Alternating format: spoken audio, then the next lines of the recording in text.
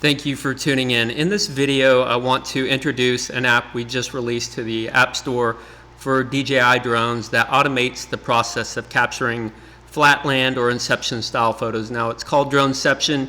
You can see some of the screenshots here.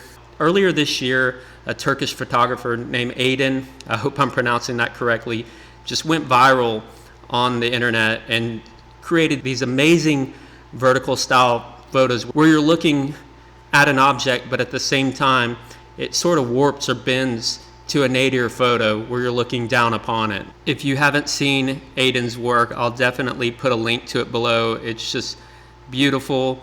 He does all of this manually and then brings these photos into Photoshop or some sort of image editing program and blends them together, creates this warp style effect that's truly amazing. In a previous video, I covered a couple of Droneblocks users, Kilian and Ibrahim.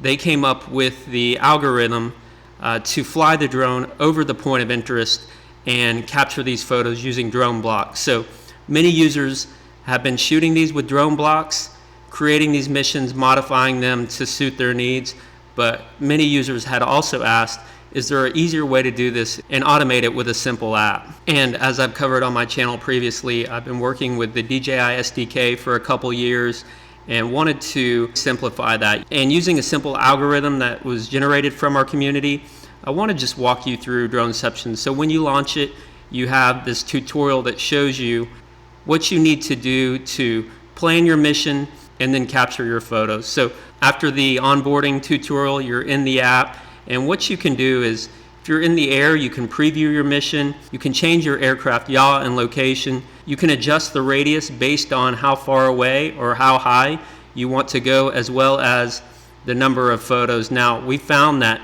9 photos is plenty for stitching in post, but perhaps you want to get extra, so you can go anywhere from 9 to 18 photos to capture every perspective of your shot.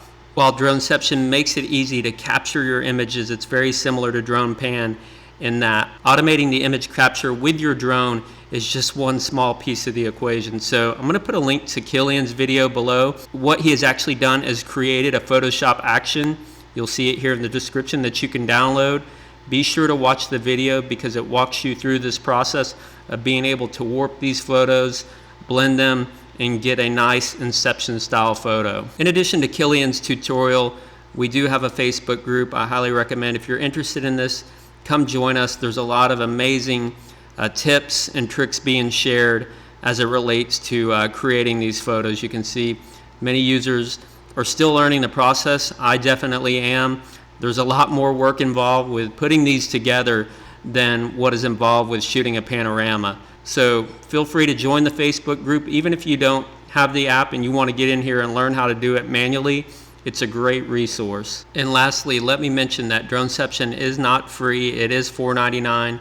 I have written several other apps, DronePan, Droneblocks, you can actually see them here, and Drone Repeat, and made those freely available. And my decision behind this was just to generate hopefully a little bit of revenue to be able to continue to improve these products, put more resources towards development, as well as bringing these apps to Android. Many users constantly ask when there will be Android support. So we definitely want to make these apps available on Android, as well as continue to improve these products. You guys know that I'm not trying to do a hard sell. Once again, you can do all of this manually. You don't have to purchase Droneception. In our group, there's conversation about how to do it manually.